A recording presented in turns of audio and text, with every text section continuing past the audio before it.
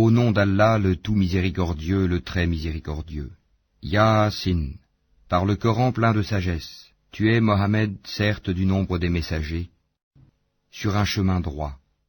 C'est une révélation de la part du Tout-Puissant, du très miséricordieux, pour que tu avertisses un peuple dont les ancêtres n'ont pas été avertis, ils sont donc insouciants.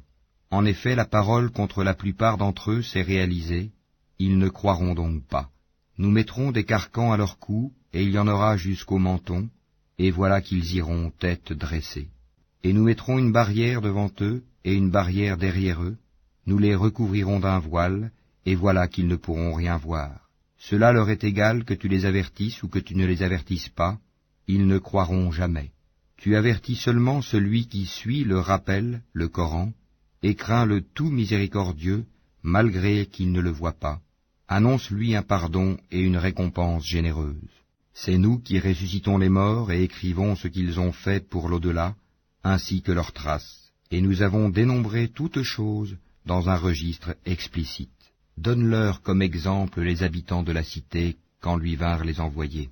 Quand nous leur envoyâmes 2 envoyés, et qu'ils les traitèrent de menteurs, nous les renforçâmes alors par un 3e, et ils dirent, « Vraiment, nous sommes envoyés à vous. » Mais les gens dirent, « Vous n'êtes que des hommes comme nous, le tout miséricordieux n'a rien fait descendre, et vous ne faites que mentir. » Les messagers dirent, « Notre Seigneur sait qu'en vérité nous sommes envoyés à vous, et il ne nous incombe que de transmettre clairement notre message. » Ils dirent, « Nous voyons en vous un mauvais présage, si vous ne cessez pas, nous vous lapiderons, et un douloureux châtiment de notre part vous touchera. » Ils dirent, « Votre mauvais présage est avec vous-même.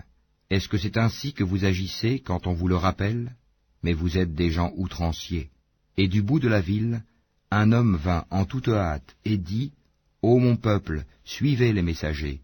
Suivez ceux qui ne vous demandent aucun salaire et qui sont sur la bonne voie. Et qu'aurais-je à ne pas adorer celui qui m'a créé? Et c'est vers lui que vous serez ramenés. Prendrai-je en dehors de lui des divinités? Si le tout miséricordieux me veut du mal, leur intercession ne me servira à rien et ils ne me sauveront pas. Je serai alors dans un égarement évident. Mais je crois en votre Seigneur, écoutez-moi donc. » Alors il lui fut dit, « Entre au paradis. » Il dit, « Ah, si seulement mon peuple savait. » En raison de quoi mon Seigneur m'a pardonné et mis au nombre des honorés. Et après lui nous ne fîmes descendre du ciel aucune armée, nous ne voulions rien faire descendre sur son peuple. Ce ne fut qu'un seul cri et les voilà éteints. Hélas pour les esclaves, les humains, jamais il ne leur vient de messager sans qu'ils ne s'enraillent. Ne voient-ils pas combien de générations avant eux nous avons fait périr, lesquels ne retourneront jamais parmi eux? Et tous, sans exception, comparaîtront devant nous. Une preuve pour eux est la terre morte, à laquelle nous redonnons la vie, et d'où nous faisons sortir des grains dont ils mangent.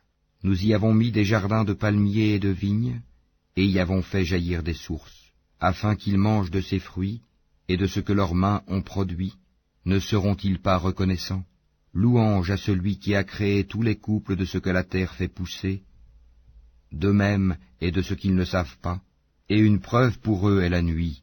Nous en écorchons le jour, et ils sont alors dans les ténèbres. Et le soleil court vers un gîte qui lui est assigné. Telle est la détermination du Tout-Puissant, de l'Omniscient. Et la lune, nous lui avons déterminé des phases, jusqu'à ce qu'elle devienne comme la palme vieillie. Le soleil ne peut rattraper la lune, ni la nuit devancer le jour, et chacun vogue dans une orbite.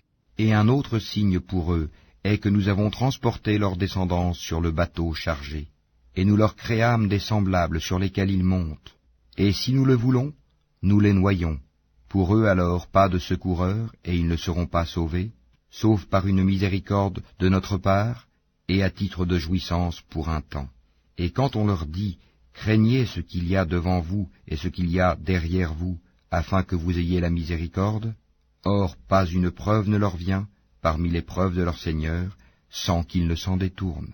Et quand on leur dit, dépensez de ce qu'Allah vous a attribué, ceux qui ont mécru disent à ceux qui ont cru, nourrirons-nous quelqu'un qu'Allah aurait nourri s'il l'avait voulu? Vous n'êtes que dans un égarement évident. Et ils disent, À quand cette promesse si vous êtes véridiques? Ils n'attendent qu'un seul cri qui les saisira alors qu'ils seront en train de disputer. Ils ne pourront donc ni faire de testament, ni retourner chez leur famille.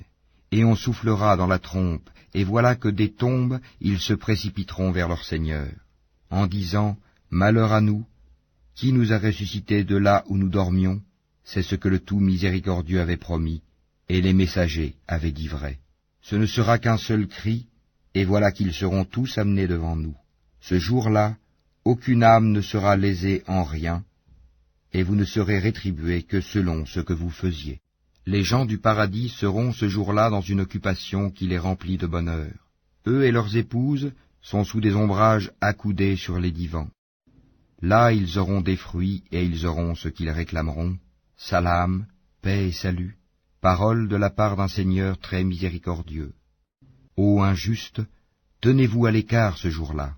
Ne vous ai-je pas engagé, enfants d'Adam, à ne pas adorer le diable, car il est vraiment pour vous un ennemi déclaré? Et ne vous ai-je pas engagé à m'adorer? Voilà un chemin bien droit, et il a très certainement égaré un grand nombre d'entre vous. Ne raisonniez-vous donc pas? Voici l'enfer qu'on vous promettait. Brûlez-y aujourd'hui pour avoir mécru. Ce jour-là, nous scellerons leurs bouches, tandis que leurs mains nous parleront et que leurs jambes témoigneront de ce qu'ils avaient accompli. Et si nous voulions, nous effacerions leurs yeux et ils courront vers le chemin. Mais comment alors pourront-ils voir? Et si nous voulions, nous les métamorphoserions sur place. Alors ils ne sauront ni avancer ni revenir. À quiconque nous accordons une longue vie, nous faisons baisser sa forme. Ne comprendront-ils donc pas? À Mohammed, ne nous lui avons pas enseigné la poésie? Cela ne lui convient pas non plus. Ceci n'est qu'un rappel et une lecture, Coran, clair, pour qu'il avertisse celui qui est vivant et que la parole se réalise contre les mécréants.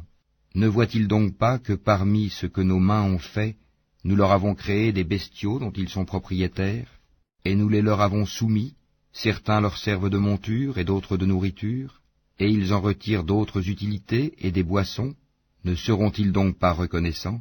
Et ils adoptèrent des divinités en dehors d'Allah dans l'espoir d'être secourus. Celles-ci ne pourront pas les secourir, elles formeront au contraire une armée dressée contre eux. Que leurs paroles ne t'affligent donc pas. Nous savons ce qu'ils cachent et ce qu'ils divulguent. L'homme ne voit-il pas que nous l'avons créé d'une goutte de sperme, et le voilà devenu un adversaire déclaré? Il cite pour nous un exemple, tandis qu'il oublie sa propre création. Il dit, « Qui va redonner la vie à des ossements une fois réduits en poussière ?» Dit, « Celui qui les a créés une première fois leur redonnera la vie. Il se connaît parfaitement à toute création. C'est lui qui, de l'arbre vert, a fait pour vous du feu, et voilà que de cela vous allumez. Celui qui a créé les cieux et la terre, ne sera-t-il pas capable de créer leur pareil? Oh que si, et il est le grand Créateur, l'Omniscient. Quand il veut une chose, son commandement consiste à dire « soit » et « c'est ». Louange donc à celui qui détient en sa main la royauté sur toute chose, et c'est